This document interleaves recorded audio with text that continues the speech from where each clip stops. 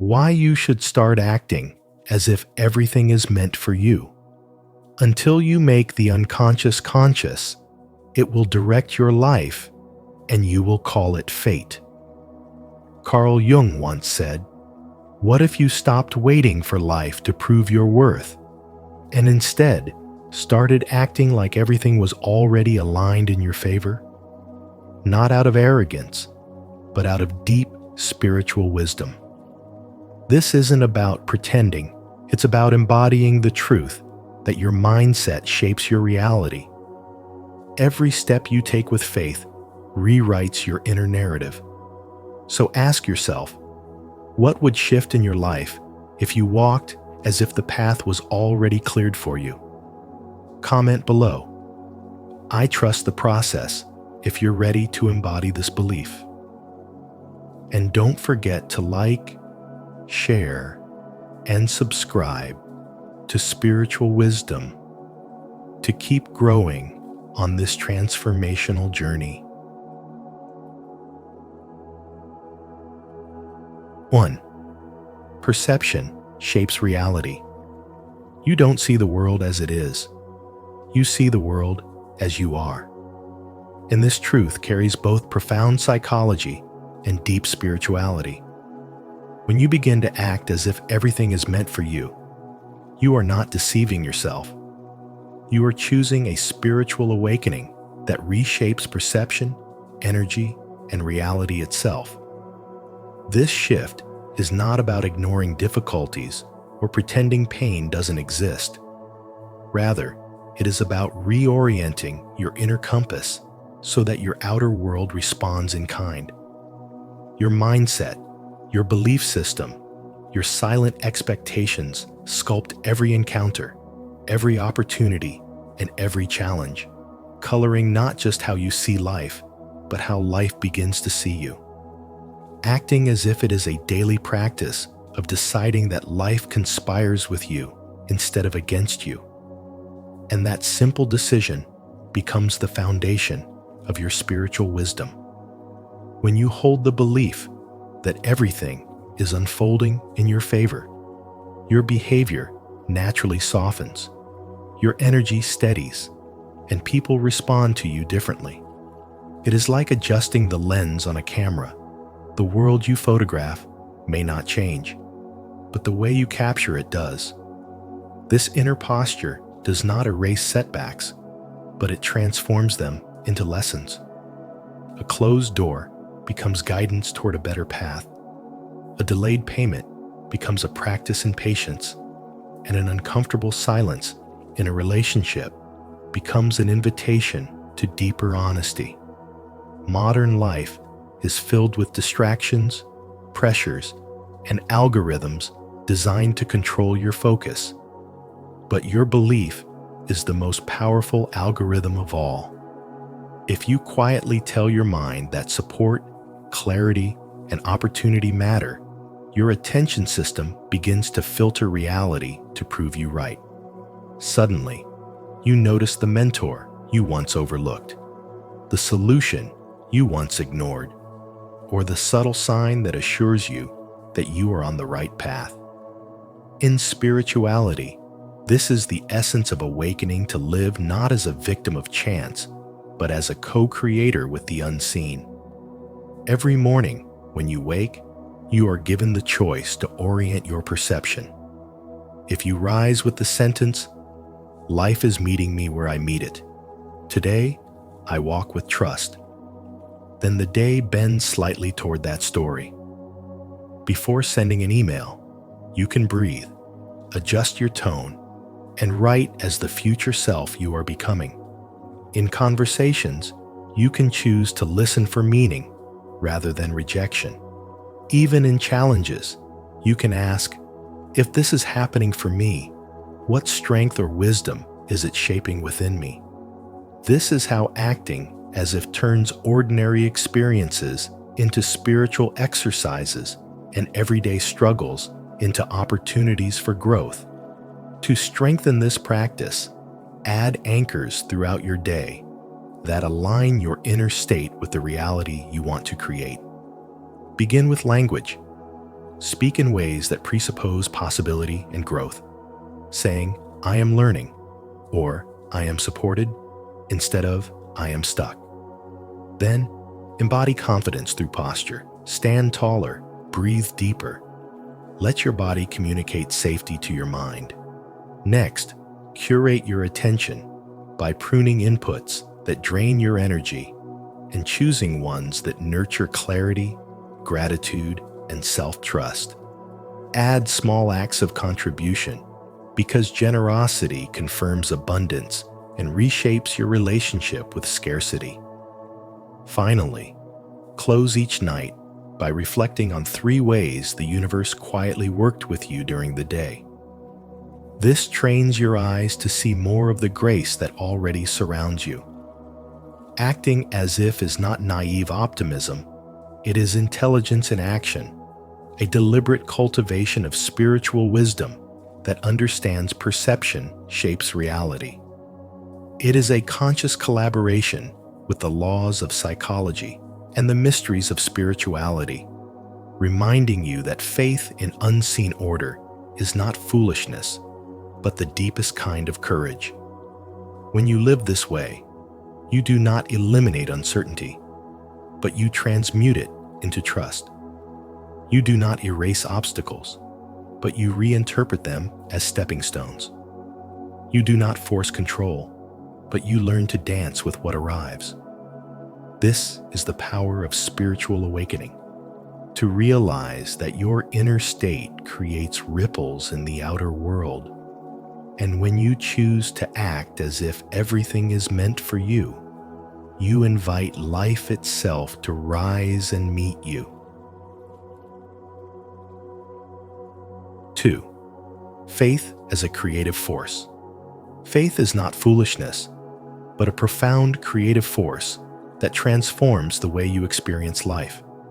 To believe in what you cannot yet see is to step into a deeper wisdom that both spirituality and modern psychology affirm. Carl Jung reminded us that awakening is not about passively drifting through life, but about reclaiming your role as a co-creator with the universe. When you act as if everything is meant for you, you are not pretending, nor are you ignoring reality. You are choosing to align your inner world with a higher truth that life itself is conspiring in your favor.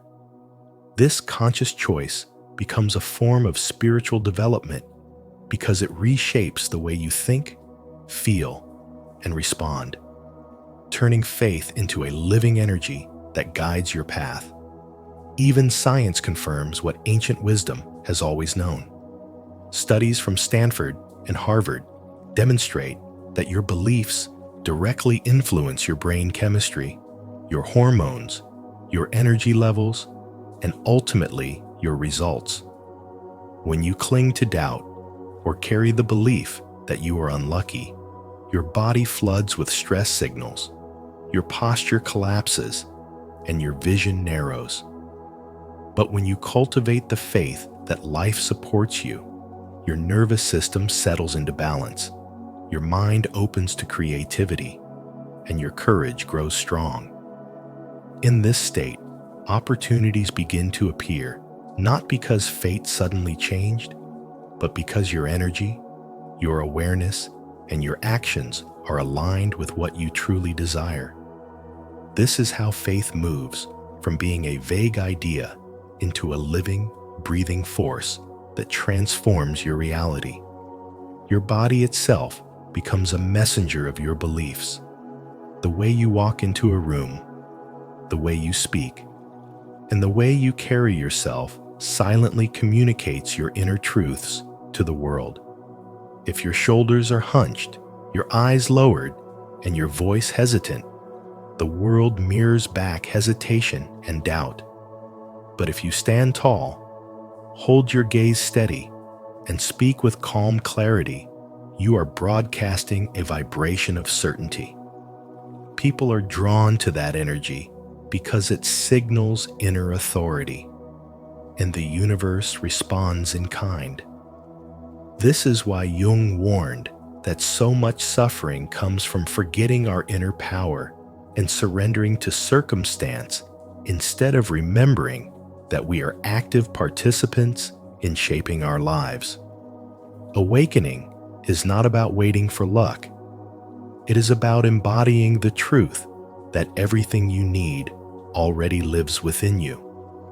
Acting as if everything is meant for you does not mean that struggles will vanish. Challenges will still come. But instead of seeing them as random misfortunes, you begin to interpret them as stepping stones for growth. This shift in perception is what defines a true spiritual awakening. You learn to trust that even the obstacles are shaping you into someone stronger, wiser, and more capable of carrying your purpose. This is where spiritual development deepens, not in escaping life's difficulties, but in transforming the way you respond to them. Life becomes less about control and more about alignment, less about fear and more about trust. The lesson for you is to practice faith, not as empty hope, but as an embodied presence. Carry yourself as if life has already opened its doors for you. Speak as if your words matter, because they do. Choose your actions with the quiet confidence of someone who belongs here. Each time you embody this truth, the universe reflects it back, often in ways more generous than you expected. Let your spirituality be visible in the way you move, speak, and think.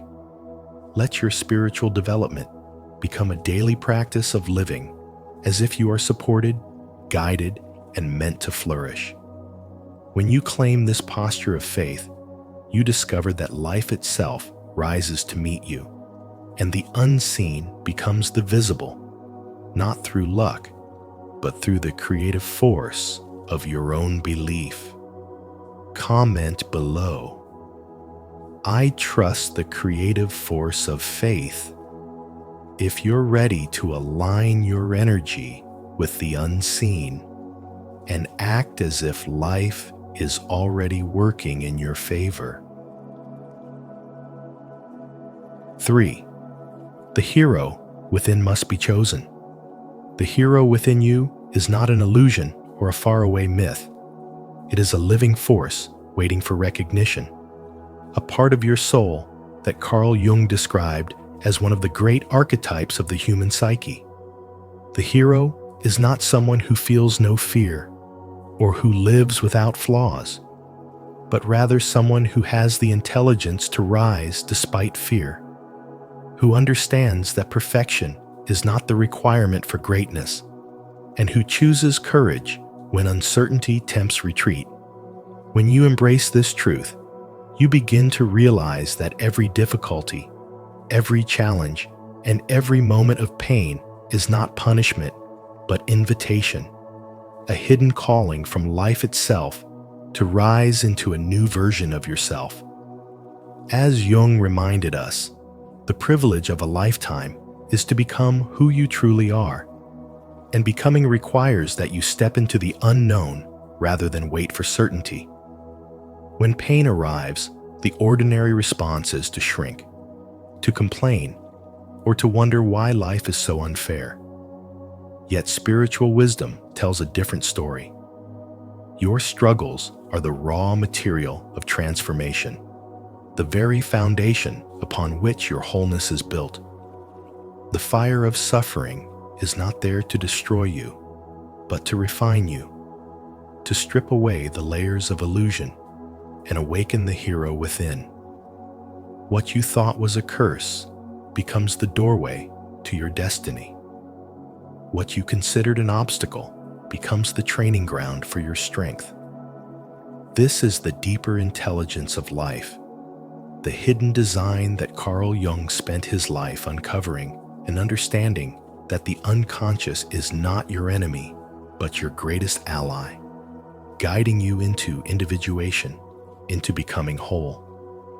The journey begins the moment you choose to act as if. This simple phrase holds profound power, for it shifts your entire orientation toward life. Acting as if everything is meant for you does not mean closing your eyes to hardship, but opening your heart to see hardship as part of your path. It means walking into each day with the posture that the universe is conspiring in your favor, that every experience, light or dark, is sculpting your soul. William James once said, "Act as if what you do makes a difference." It does. And when you adopt this posture, you transform hesitation into momentum, doubt into faith, and fear into courage. How many times in your life have you waited for clarity, only to discover later that the clarity came after you acted, not before? The truth is that the hero's journey never begins with certainty. It begins with movement. By choosing action, you place yourself in direct conversation with life, and in that dialogue, new strengths awaken. Jung understood that theory alone cannot change you. It is experience, risk, and the willingness to step into the unknown that brings transformation. Courage is not the absence of fear, but the decision to move forward despite it. And in that decision lies your true power. So imagine what your life would become if, starting today, you acted as if every event was designed for your elevation. Imagine waking up, not with the question, "Why me?" but with the declaration, "This is for me." Such a shift fuels resilience, sharpens intelligence, and unlocks creativity. It allows you to see opportunities where others see dead ends, to find meaning where others find despair. Acting as if is not delusion, but sacred alignment, a way of stepping into harmony with the deeper spiritual wisdom that has been guiding you all along. And as you walk this path, you will discover that the hero within was never out of reach. It was always you, waiting for the moment you chose to rise. 4. Action precedes belief. Waiting until you feel ready is a beautifully disguised trap, cloaked in logic, but rooted in fear. The truth is, readiness is rarely a feeling that arrives before you act. It is a frequency you activate through aligned behavior. When you take the first step before you feel confident, when you move before the mind has given you full permission, you send a powerful signal to your nervous system and your unconscious mind. I trust the process of becoming.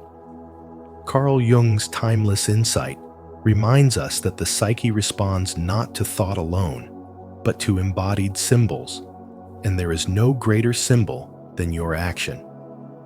Action is the language your unconscious understands. You don't become confident by waiting for the right moment. You become confident by walking into the uncertainty again and again, and letting your physiology adapt to the vibration of courage. Confidence, in this way, is not a prerequisite. It is a result. It's not the fuel that gets you moving. It's the trail of light you leave behind every time you choose to move in spite of doubt. In spirituality, and in every true spiritual awakening, this shift from waiting to embodying is everything. When you act as if something is meant for you, even before external validation arrives, you are practicing a sacred form of embodied belief. You are stepping into a field where faith is the evidence of things not seen, and your body becomes the vessel for unseen truths. The modern world might tell you to visualize your goals or manifest with your thoughts alone. But Jung would argue that transformation comes when you move differently, when your footsteps contradict your old limiting stories. You begin to walk like someone who belongs in the room. You speak like someone whose words deserve to be heard. You build the thing before the applause ever comes. You show up like your future self has already arrived, and slowly your nervous system catches up. This isn't about pretending or delusion. It's about tuning your behavior to match a higher truth, one that your emotions and beliefs have not yet caught up to. And this is why discipline, structure, and even micro-rituals can become spiritual tools. When you take small, repeated actions, waking up at the same time, writing daily, sending the email, honoring your word, you are proving to the subconscious that it is safe to expand. Your self-trust is earned not through grand epiphanies, but through consistency. It's in the way you carry your spine upright when you speak your truth. It's in how you sit down to create even when the muse is silent. It's in how you open the door, not knowing what's on the other side, but trusting that it was placed there for your growth. You do not need to have it all figured out to begin. You do not need complete belief to take action. In fact, waiting for perfect belief is the surest way to stay stuck. Take the smallest possible aligned action today and let your nervous system recalibrate around it. Let your movement teach your psyche what's possible. Let your breath steady you as you become the version of yourself that no longer negotiates with fear. Spirituality is not about escaping life. It's about walking through it awake, on purpose, with actions that reflect your inner knowing. Spiritual awakening is not some final moment of enlightenment. It's the daily discipline of choosing aligned motion over mental hesitation. Act as if everything is meant for you, not from arrogance, but from reverence. Because the truth is, it is. 5. Trust the invisible process. To act as if everything is meant for you is not an escape from reality, but a conscious return to your power, a declaration to the universe that you trust the unfolding, even when you cannot see the outcome. This is the essence of spiritual development, moving beyond the limitations of logic and into the domain of intelligent spirituality, where trust becomes your compass and surrender becomes your strength. Acting as if everything is working out does not mean you bypass pain, losses, or delays. It means you see them through a different lens. You begin to realize that nothing is random.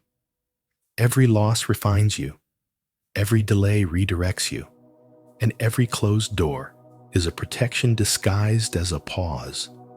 You stop fighting the flow and start flowing with the fight, not giving up, but giving in to a higher intelligence that knows more than your conscious mind can ever grasp. Like a farmer who plants seeds without demanding immediate fruit, you learn to participate with devotion and then release control. You show up, you give your all, and then you trust. The roots that matter most often grow in darkness, unseen, uncelebrated, but vital. When you trust the invisible process, you're no longer obsessed with timelines or external validation. You don't need to see results today to believe in your worth. You embody what Carl Jung meant when he said, "Your vision will become clear only when you look into your heart. Who looks outside dreams. Who looks inside awakes." You begin to live from a deeper center, one that honors rhythm over rush and alignment over ambition. This is not passivity, it's power.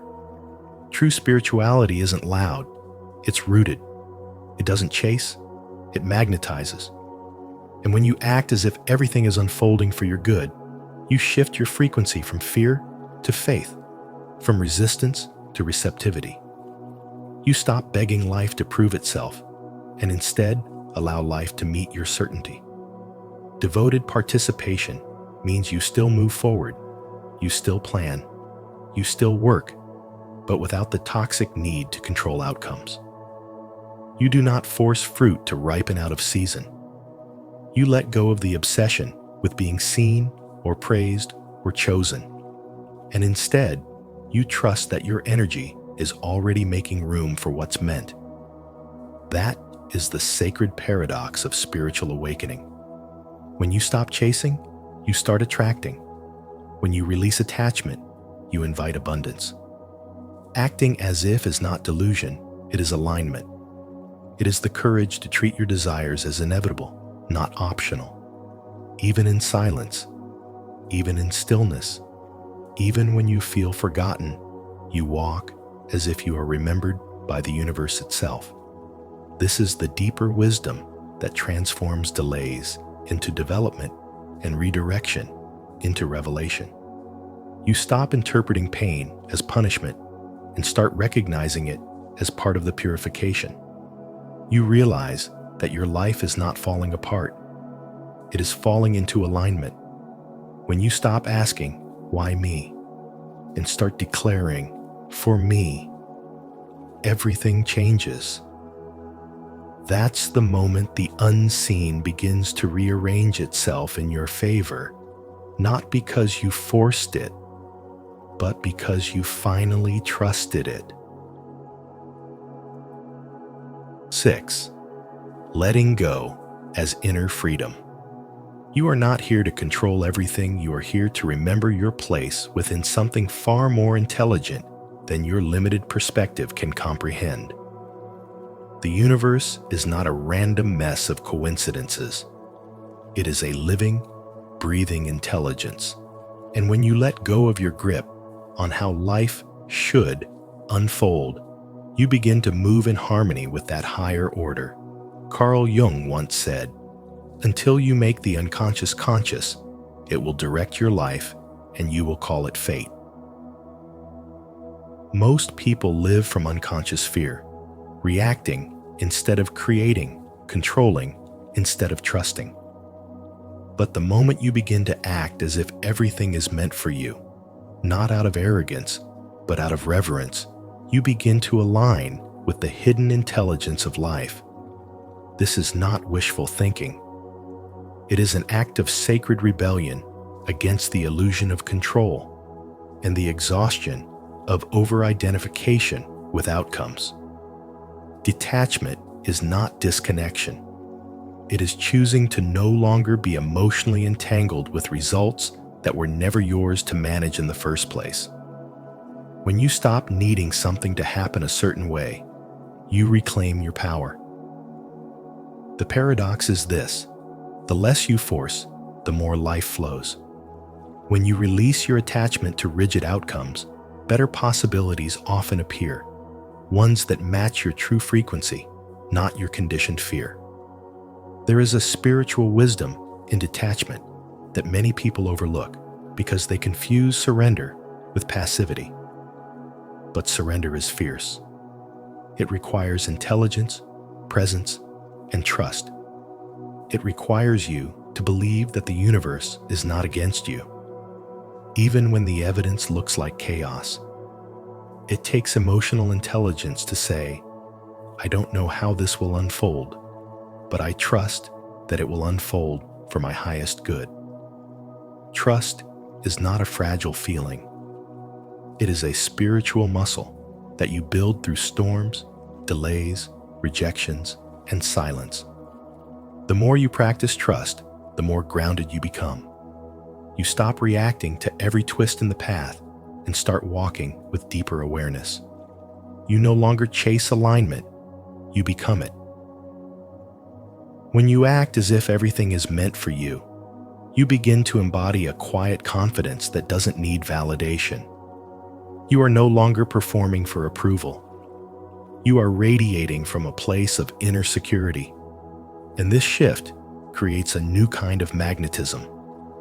Life responds to that energy, not to your desperation, but to your wholeness. Carl Jung taught that individuation is the process of becoming whole, not perfect, but whole. Acting as if everything is meant for you is part of that journey. It means integrating your fear and transforming it into fuel. It means walking with a higher posture, not because you know the path, but because you trust the presence that walks with you. In this space, faith becomes intelligence and surrender becomes power. You begin to live from your higher self, not your wounded patterns. You begin to see that the universe is not punishing you, it's positioning you. And when things don't go according to your plan, maybe it's because you were meant for something better than what your mind could imagine. 7. Your energy attracts reality. When your inner world begins to trust, your outer world doesn't just respond, it transforms. Life stops being a battlefield and becomes a mirror. Every thought, every belief, every unspoken conviction becomes a frequency, broadcasting silently but powerfully into the fabric of reality. Carl Jung said, "Who looks outside, dreams. Who looks inside, awakes." This awakening is not about wishful thinking, but about aligning with the intelligence of spiritual wisdom.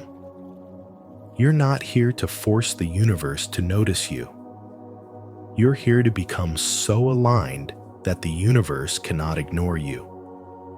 When you carry self-trust in your energy field, you become magnetic, not because you're demanding attention, but because your presence itself becomes undeniable. You don't need to manipulate, convince, or chase. You simply radiate. This is what it means to act from your spiritual awakening. To know without needing proof.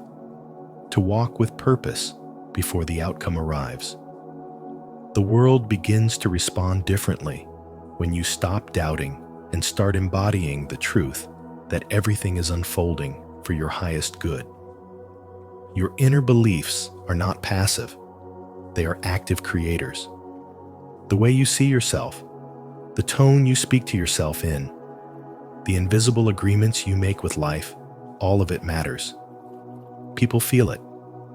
Opportunities are shaped by it. Your energy either contracts or expands reality, and the universe reads that signal more clearly than any spoken word. This isn't about pretending everything is perfect. It's about choosing to embody the frequency of belief even when evidence is scarce. It's about knowing that you are not delusional for trusting in something unseen. You are spiritually intelligent for recognizing that what is seen is always born from what is not. There is a sacred clarity that arrives when you stop reacting and start resonating. To resonate means to vibrate in harmony with what you desire. And this harmony is born from inner congruence from your thoughts, emotions, and intentions, all speaking the same silent language. When you walk into a room carrying calm certainty, people sense it. When you speak with grounded self-respect, the world listens. When you show up in relationships with boundaries rooted in love, not fear, others treat you accordingly. This is the spiritual law of reflection. Life doesn't give you what you want. It gives you who you are being. The outer world organizes itself around the truth of your inner world. The more consistent your energy becomes, the more predictable your reality becomes. Spiritual awakening is not about becoming someone new. It's about removing everything that's not truly you. It's about shedding the false self and coming home to the presence that was always worthy, always whole, always magnetic. It's not about shouting into the void. It's about becoming so silent inside that you can finally hear the echo of your own alignment. That's where your power lives. And that power doesn't beg. It doesn't chase. It remembers. Because when you remember who you are, the universe remembers how to treat you. 8. You are the sign you've been waiting for. You are the sign you've been waiting for, not because the universe suddenly gave you permission, but because you finally stopped outsourcing your power and chose to remember who you truly are. Acting as if everything is meant for you is not wishful thinking. It is a radical act of inner authority, a sacred decision to move through life with the quiet confidence of someone who no longer begs for evidence, but becomes the evidence. When you believe in your worth, when you speak from self-respect and walk in alignment, the world no longer has to scream your value back at you. You stop needing applause to validate your voice, and you stop seeking approval to prove your path. Life no longer has to teach you through struggle, because you've become available to grace. As Carl Jung once said, until you make the unconscious conscious, it will direct your life and you will call it fate. That quote isn't just psychological insight, it is spiritual wisdom, a call to awaken from passive hoping and into intentional living. You don't rise by waiting for signs, you rise by becoming the sign. You shift your energy not to fake something, but to align with the version of you who already exists in your potential. That is not arrogance, that is remembering. Opportunities begin to show up, not because the external world changed, but because your frequency did. When your energy becomes congruent with what you desire, life reflects it. Not immediately, but inevitably. The spiritual path is not about being rescued, it is about being revealed. Acting as if everything is meant for you is not about bypassing pain or pretending everything is perfect. It is about embodying a deeper truth, even when your circumstances don't yet echo it. It's about being the calm in the storm, the light in the shadow, the proof in the doubt. That's what spiritual development really is. Learning to lead your life from within, trusting your inner world to shape your outer world, and no longer needing the world to validate what your soul already knows. You stop waiting for a moment to feel chosen, because you realize the moment you choose yourself, you shift timelines. You no longer crave signs in the sky, because your own clarity becomes the sign. And this clarity doesn't come from logic, it comes from alignment. You don't chase, you attract by staying in frequency with what you are calling in. You embody the vibration of peace before peace finds you. You express the vision before the results. You decide it's already yours, not because you see it, but because you feel it. And feeling it is the gateway to creating it. The moment you act in faith, you begin to reprogram your reality. Faith is not blind. It is deeply intelligent. It is a form of spiritual maturity that dares to move as if the invisible is already real. And when you do this, life bends, patterns shift, people change, paths open, because your energy went first. You become a match for miracles, not by effort, but by essence. So when you wonder if it's working, ask yourself, not if the world responded yet, but if you responded to your calling. Not if you're seeing signs, but if you are one. You are no longer just a participant, you are a co-creator. You are not just here to wait, you are here to lead. You don't need another door to open. You are the door. And when you walk like that, the world remembers how to meet you. So as you move through your day, try this. Act as if the universe is already on your side. Speak as if it's already happening. Move as if you are exactly where you're meant to be. Carl Jung once said, "You are what you do, not what you say you'll do." Let your actions reflect the truth that everything is unfolding in your favor. And remember, the way you choose to see your reality is the way it responds to you.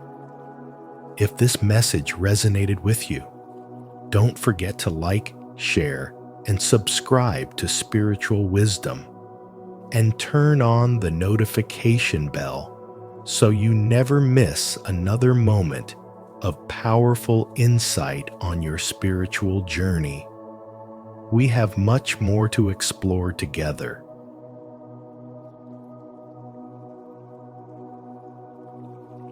The one instinct that controls women more than love. Carl Jung once said, "Until you make the unconscious conscious, it will direct your life, and you will call it fate." Today, we're diving into one of the most powerful and hidden forces in the female psyche, an instinct so deep that it can override love, logic, and even a lifetime of choices. Understanding this truth doesn't just help you see women differently, it helps you understand human nature on a profound level. As you watch, ask yourself, have you ever seen this instinct at work in your own life or in the lives of others?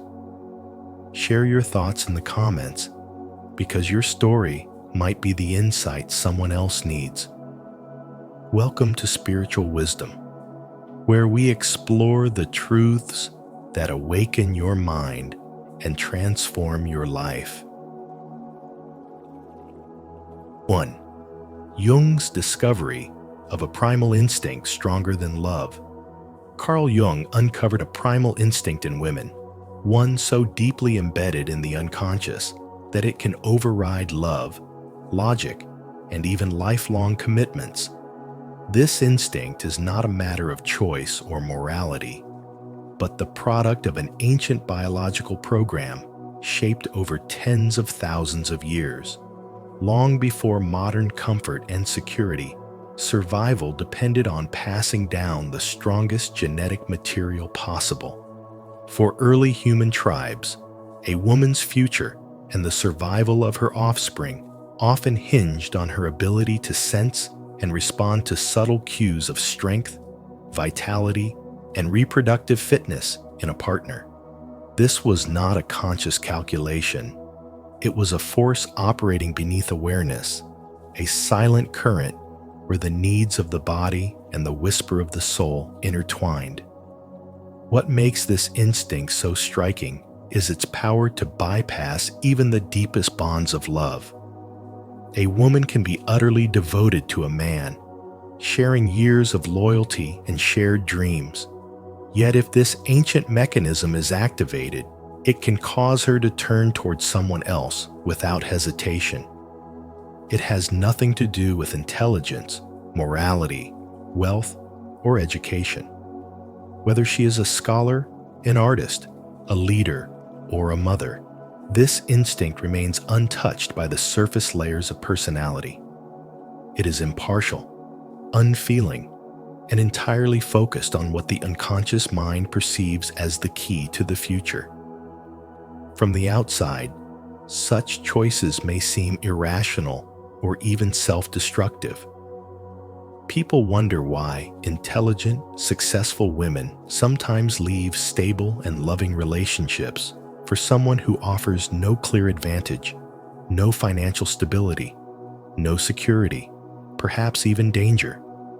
But Jung's insight shows that what the conscious mind dismisses as illogical can, at a deeper level, be a response to a timeless survival imperative. The soul and the unconscious are not always aligned with societal expectations. The instinct does not care about appearances. It cares only about what it perceives as essential for the continuation of life. This explains why a woman may ignore a man who gives her everything, yet surrender to one who offers nothing tangible. The choice is not made in the realm of reason, but in the hidden depths where biology and the soul's ancient memories reside.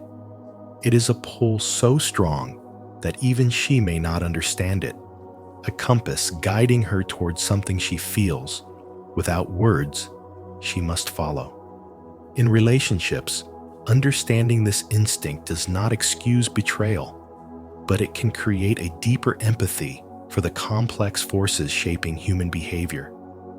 It reminds us that love exists alongside, not in place of, the evolutionary patterns that shaped us, and that the soul's desires, the heart's emotions, and the body's ancient programming often move together, but at times can pull in different directions. 2. How it works: genetic selection programming. Carl Jung revealed that deep within the female psyche lies a primal genetic selection program, an ancient force shaped by evolution long before human society valued kindness, stability, or compatibility. This instinct was designed for survival and reproduction, operating beneath conscious awareness, and it takes precedence over modern ideals when triggered. It responds to signals that once meant the difference between life and death, confidence that borders on arrogance, the thrill of unpredictability, the audacity of risk-taking, the commanding presence of dominance, the undeniable pull of social proof when other women show interest, the intrigue of mystery, and a rebellious form of intelligence that challenges convention.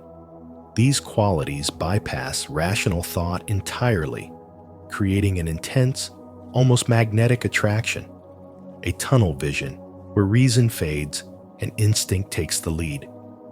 In today's world, this programming still operates quietly, shaping decisions in ways most don't recognize.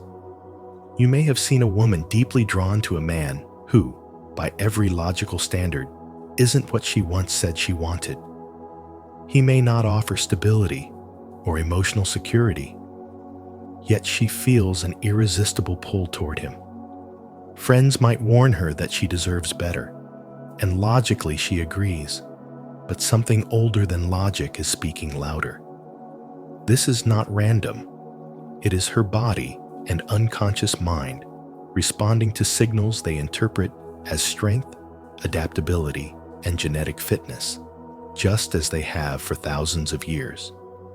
Carl Jung's insight shows that in such moments, the attraction is not just emotional, it is biological, rooted in an ancient language that the modern mind cannot fully silence. In everyday situations, this instinct manifests in subtle but powerful ways. A man who enters a room with unshakable self-assurance and an energy that commands attention often draws more interest than the quiet, reliable man standing in the corner.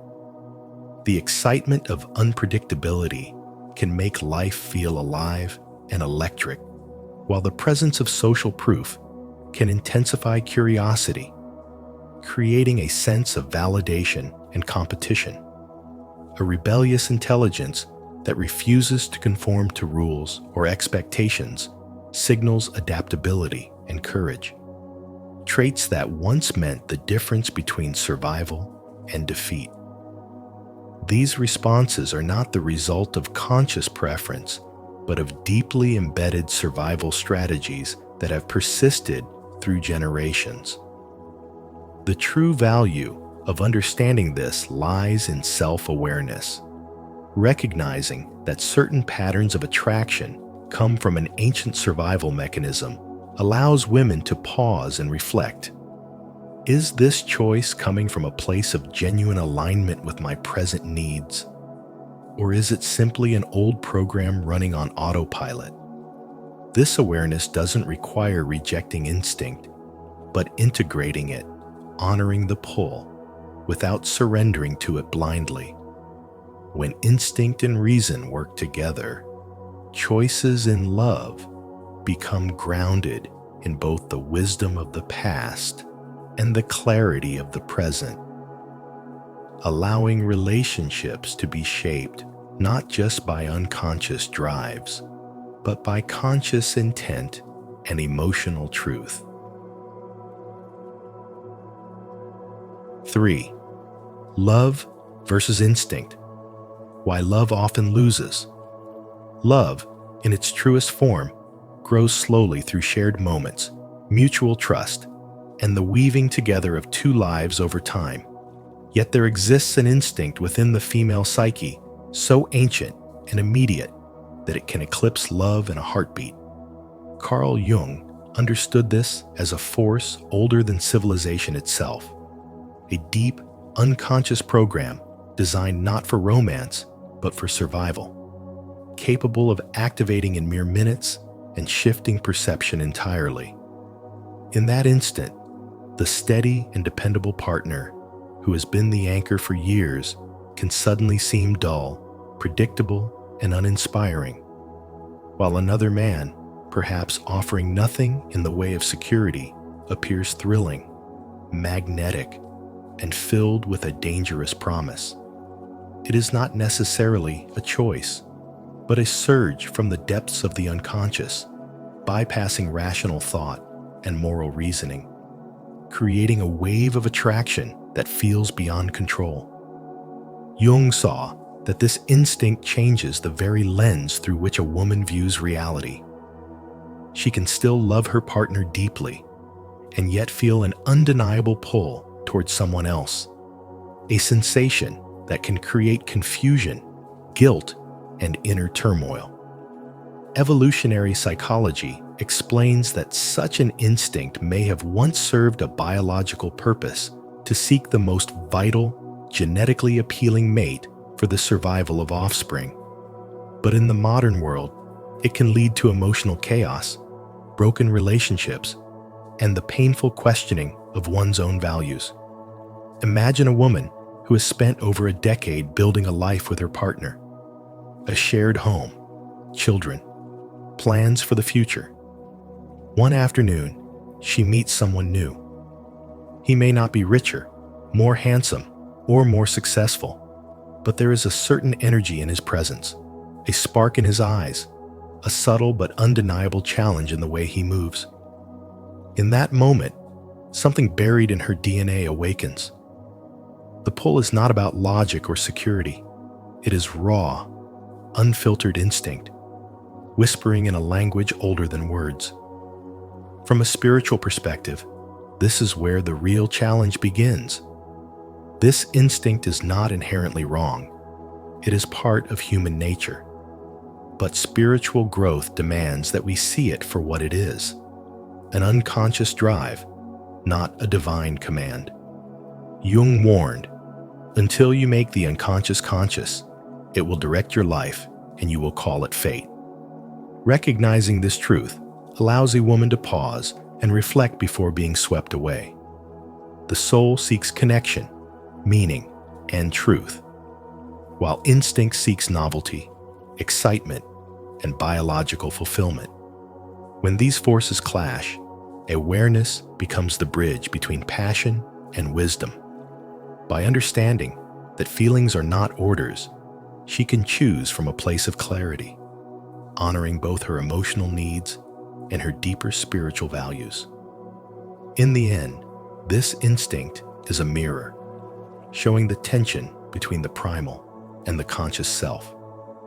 It can cause a person to stumble, to question, even to betray, but it can also be an opportunity to awaken, to ask the hard question, is this true love, or is it instinct dressed in the clothing of love? That single question, asked in the heat of temptation, can protect the heart from years of regret, guiding it toward a choice that serves not only desire, but the long-term peace of the soul. I'd love to hear your thoughts on how instinct has shaped your relationships or life choices. Drop a comment below and share your experience. Or, if this message resonates with you, simply type instinct over love to show you're tuned into the deeper forces Carl Jung spoke about.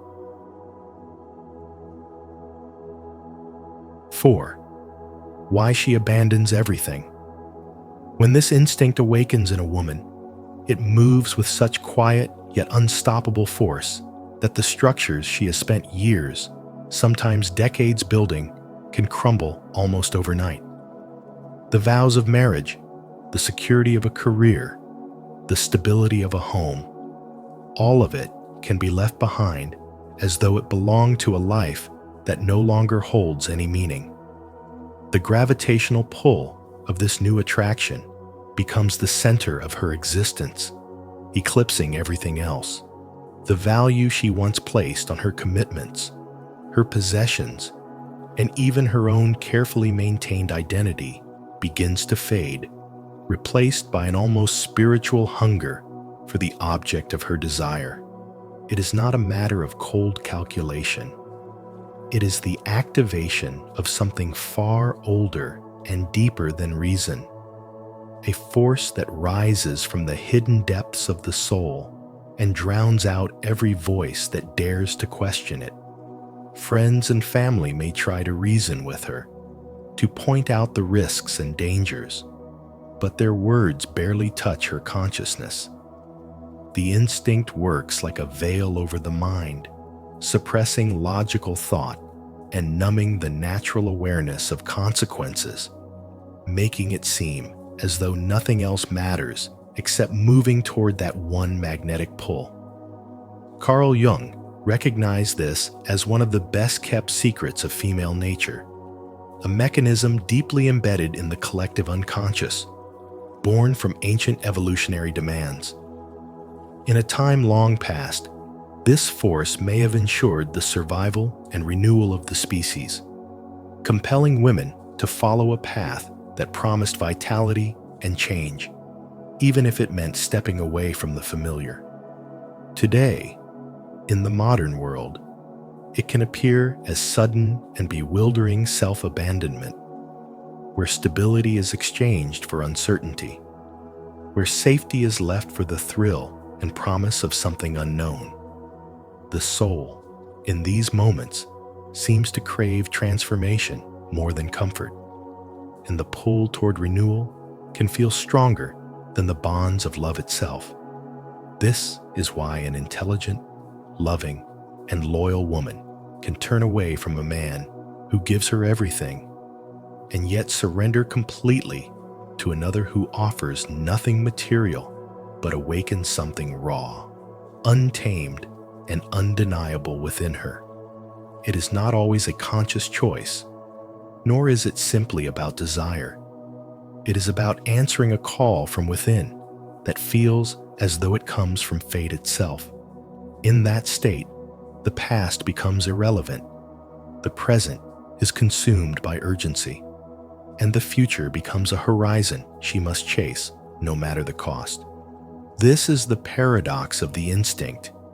It can destroy what is safe and certain, yet in its destruction, it reveals the deepest truth of the human heart, that beneath reason, beneath love as we define it, there is a part of the soul that will risk everything for the chance to feel fully alive.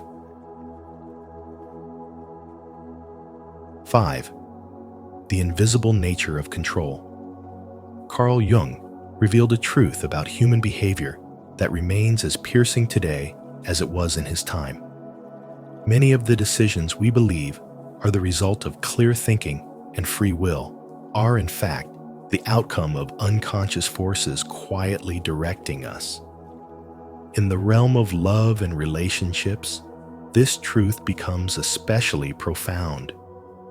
Women often feel convinced that they are making genuine, authentic choices, that they are following their hearts with clarity and conviction, when in reality, their actions are often guided by an instinct so ancient and deeply rooted in the psyche that it bypasses logic entirely.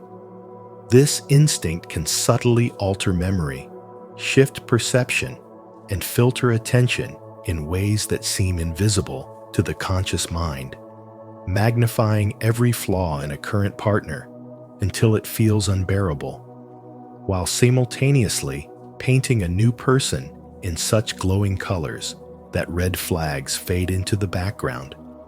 It is not manipulation by another person. It is the mind's own evolutionary program working from the shadows. What makes this pull nearly impossible to resist is its disguise. It does not arrive in the mind as a command or an obvious urge, but as a profound sense of self-discovery. The woman believes she is evolving, breaking free, or even experiencing a spiritual awakening, unaware that this awakening may actually be the activation of a primal impulse buried deep in the unconscious. Carl Jung understood that the unconscious is not malicious, but it is indifferent to our modern ideals of stability, loyalty, and long-term fulfillment. It is ancient, designed for survival and adaptation, and it will disrupt what is familiar if it perceives that novelty or change serves its purpose. This invisible nature of control is not limited to matters of the heart. In today's world, you see it when a woman with a stable career, loving partner, and carefully built life suddenly feels compelled to abandon it all for a new city, a new passion, or a new person she barely knows. To outsiders, the decision looks reckless. To her, it feels like an irresistible call from her soul, a truth so clear it cannot be ignored.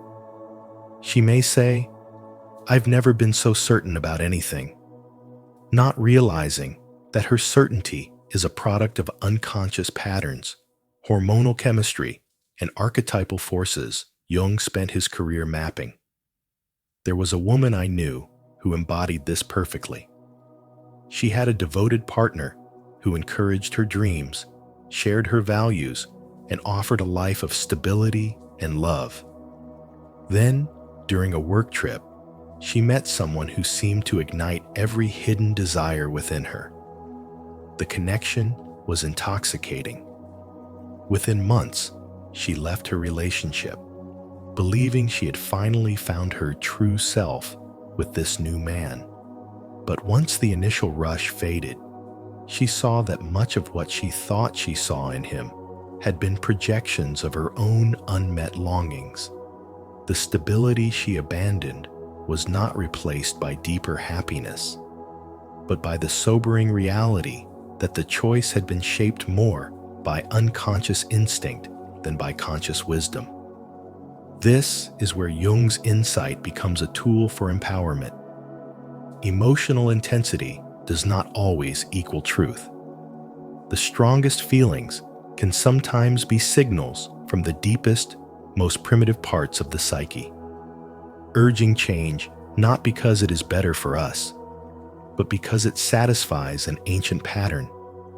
When we understand this, we gain the ability to pause before leaping. We can ask ourselves, is this truly the voice of my integrated self? Or is it the pull of my unconscious leading me towards something that feels right now but could cost me later? Real self-discovery is not found in obeying every inner impulse, but in learning to discern its origin, to separate the instinctive pull from the conscious, deliberate choice. In doing so, we reclaim our autonomy, protect our well-being, and align our decisions with both the needs of the soul and the wisdom of the mind. 6. When it awakens, trigger windows. When this hidden instinct awakens in a woman, it is as if an unseen current begins to flow through her, reshaping her desires, thoughts, and priorities in ways that even she may not fully understand. Carl Jung recognized that the human psyche is not always ruled by reason, nor even by love. It is often moved by deeper spiritual forces and primal codes embedded in the unconscious. This instinct tends to surface during specific moments when the emotional and physical landscape is more sensitive. Certain phases of the hormonal cycle, periods of transition like a career shift, the birth of a child, or the loss of someone dear. stress can act as a silent catalyst, loosening the grip of routine and inviting the soul to seek change. Even boredom, deceptively quiet, can create a vacuum that demands to be filled. And then there are those fateful encounters with men who embody certain trigger traits, perhaps an unshakable confidence, an aura of mystery, or a magnetic presence that stirs something long asleep within her. As Anais Nin wrote, "We don't see things as they are, we see them as we are." And in that moment, she is not simply drawn to him, she is drawn to the reflection of her own hidden longing. This awakening can occur even in the middle of a happy, loving relationship. And that is what makes it so profound and, at times, so destabilizing. She may still care deeply for her partner, yet feel a sudden and unshakable pull towards something different, something undefined. Often, this is not about abandoning love for another person, but about answering a call from within, a yearning to reclaim a part of herself that has been buried under the weight of daily life. Jung believed that such impulses arise from the deepest layers of the psyche, where the spiritual self seeks wholeness and alignment. When this instinct stirs, it is like a spiritual earthquake tearing through the familiar, shaking loose old patterns and pointing toward a new horizon. The shift can be instant, a bolt of lightning that rearranges the entire emotional landscape. Once triggered, no amount of rational reasoning or appeals to loyalty can extinguish it, because the energy comes from something older than logic, an ancient survival and evolution mechanism intertwined with a spiritual blueprint. Picture a woman who has built a life she once dreamed of, yet suddenly finds herself compelled to change her surroundings, her style, her work, or even the people in her life. From the outside, it may appear impulsive or even destructive. From the inside, it feels inevitable, as if she has been handed a map to a part of herself she has never explored. A hidden door opens, and behind it is the next chapter of her soul's journey. As Jung warned, until you make the unconscious conscious, it will direct your life, and you will call it fate. This instinct, disruptive as it may seem, is often the soul's way of demanding growth, sometimes through letting go, sometimes through embracing uncertainty, but always with the intention of leading her closer to the truth of who she is meant to become. And in that process, while the present may tremble, the deeper self begins to rise. 7. Why logic doesn't work. When logic tries to stand against this instinct, it is like a candle in a storm, flickering against winds that have been blowing since the dawn of human history. Rational thinking belongs to the newer, more evolved parts of the brain, where reasoning, calculation, and analysis guide our choices. But this instinct does not emerge from that refined space. It rises from the ancient survival circuits buried deep in our biology, the same primal architecture that kept our ancestors alive in a world where emotional intensity could mean the difference between life and death. When triggered, it releases a flood of powerful neurochemicals that do not just influence thought, they suppress it entirely, drowning the quiet voice of reason beneath a roaring tide of urgency and desire. Warnings from loved ones, no matter how logical or well-intentioned, often fail to pierce this state. Instead, they are reframed within the mind as attempts to control, as evidence of jealousy, or as limitations imposed by others. This reframe paradoxically fuels the pull of the attraction, making it feel not only irresistible, but somehow noble. as if yielding to it were a defiant act of self-ownership or a necessary step in following one's truth. It is in these moments that the soul, clouded by the intoxication of the instinct, mistakes danger for depth, risk for romance, and chaos for freedom.